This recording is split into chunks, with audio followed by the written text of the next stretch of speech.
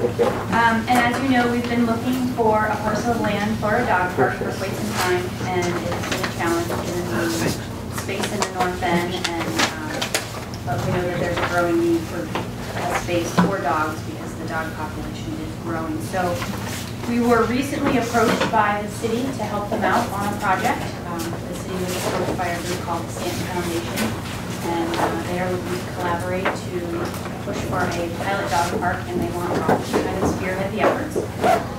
So we are pretty excited for this project. Our goal is to collaborate on the project and to do a 3-month pilot dog park, and if it is a success, then to hopefully look to install a permanent dog park. But as for the discussion today, we're basically talking about the pilot. Okay. The location would be the Flights, also known as the Gassy or Park, which is in the back between Snow Hill, where the garage entrance is, those steps that go down to the playground by Prince Street. As you know, that area is not particularly popular. There's a big crime problem there. There's a lot of drug use going on there, teenagers congregating. So unfortunately, sometimes bad areas are good locations for dog parks because you have people coming, a constant flow of traffic, which will tend to push that segment out.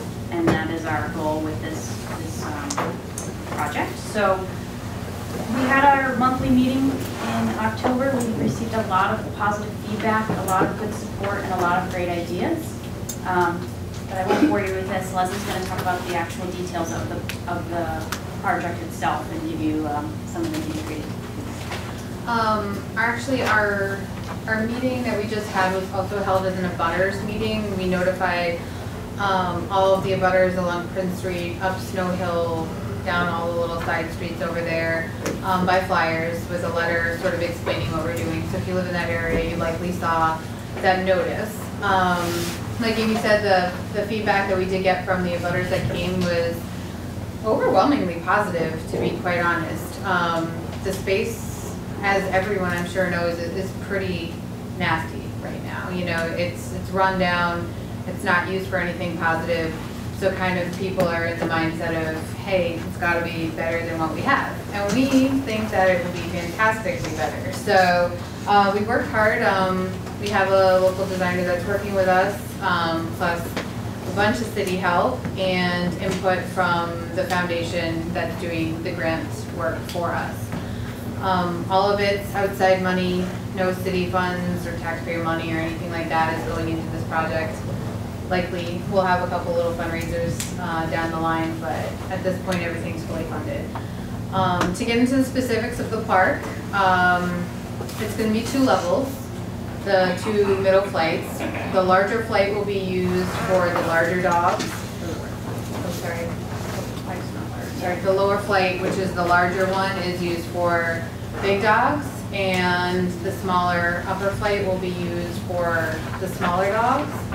We will not be doing any structural changes to the space for the pilot program. The space is going to stay exactly like you see it as now. Both the entrance at the top and the entrance where the stairs come up at the bottom will have very large, scary looking gates in the front that'll be double gated. Those outside gates will be locked for the duration of the pilot program and into the summer months if it's if it winds up being a success and then we need it. The reason that we're doing the locking of the gates is because we want to try to change the behavior that's currently being used at this park, and we at RUF don't think that it's responsible of us to encourage members and neighbors to use this space if they're going to walk in and find needles and broken glass and all that sort of thing. So the locking we're sort of taking on in partnership with the city. It's all volunteer, but it will 100% be locked for the pilot. Since a pilot, it won't have lighting, so it's going to sort of be dawn to dusk.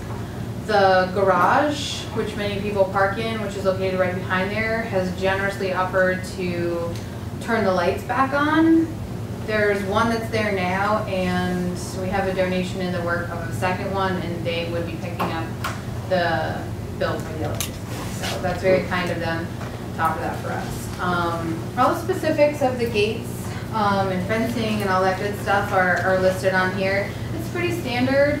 Like I said, the entrance gates will be the double gates that you encounter in any sort of dog park.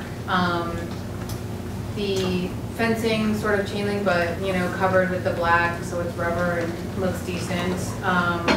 Where the small dogs are on that second level or the upper level, we'll have a small fencing that goes along the current fencing, so no little dogs can slide through or slip through. The stairs that connect the lower and the upper flights are going to be gated. There's no need for dogs to be running up and down stairs. It's just not necessary.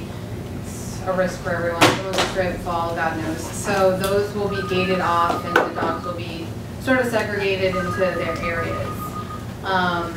Inside the areas, we have identified there is drainage on both flights. You can see them, they're marked on these maps. So we know that the space has drainage for when we need it. And then, but to combat that, we're going to put in sort of potty areas, locations where we're going to try to encourage the dogs to go. I mean, dogs pee everywhere, but we're going to encourage it. If you look sort of towards the back of these maps, you'll see some mulch out areas. And we're gonna put like pee sticks and some little fire hydrants and stuff like that to encourage that to be the area where they go. I'm sure they'll pee other places, but you know, in trying to work for sanitation and all that good jazz, we're encouraging them to go there. Following along the sanitation lines, we have worked into our proposal power washings of the flights. We're shooting for twice a month for the 3 months to see how it goes. Additionally, you'll see these really neat dog waste dispensers. They have a little spot for the bags, plus it only fits dog waste, so there'll be no household trash in addition to. The city will be maintaining the trash and stuff like that, so we thought that if we got barrels that were more convenient and they weren't worried about glass or God knows what being inside the trash barrel, that it would be better. So we think they're pretty neat, these trash barrels. So I don't know, we'll see how they work. Like I said, it's a pilot. I'm sure there's too much I'm forgetting. The upper level for the dogs, where the little potty area runs are, they'll have little ramps because, like I said, we're not changing anything structurally, and they do have some raised beds up there. Yes, and then the drains, like I said, we've identified all of those. There's a lot of trees up there now, and a lot has fallen, and we kind of noticed that a lot of the muck gets into the drains. So when we put the pilot in, we're thinking of adding a small mesh covering sort of to hold that stuff so it won't be an ongoing maintenance problem down the line.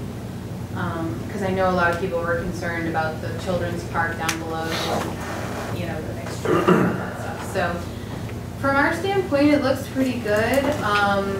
Like I said, it's a pilot, so it's not going to be fancy.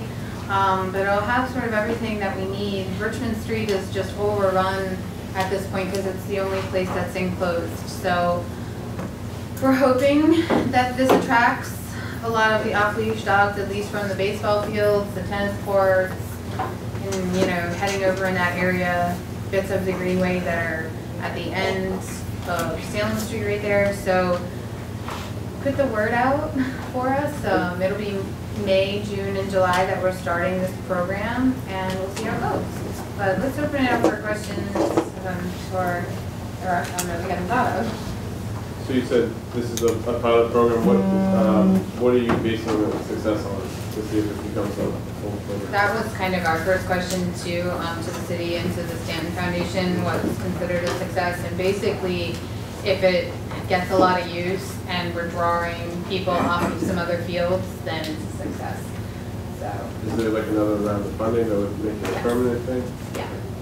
So a permanent park, we have, it's actually kind of fun because the space is smaller, so we can do so much more with the money that we get. So we're kind of excited that if the space does work, to get a little bit creative and, you know, get input from everybody of what they think would be fun in a park. So.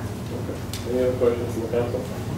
David? Just have a comment. I want to commend the two of you for continuing consistent efforts over the last few years, and thank you for trying to do whatever is possible to utilize the resource park within our own neighborhood that already exists, and for drawing attention to the blighted areas where it has been consistently well documented lots of time. This is great. Anybody else on the council? Anybody out in the audience want to say anything? Ask any questions? No? All right, somebody want to make a motion, we can vote on it? Motion to approve the Rock Dog Park, the pilot program here, working with the mayor's office on the flights of the Gassy. Good. I'll second. Does everybody have their ballots? All right, thanks, ladies. Thank you.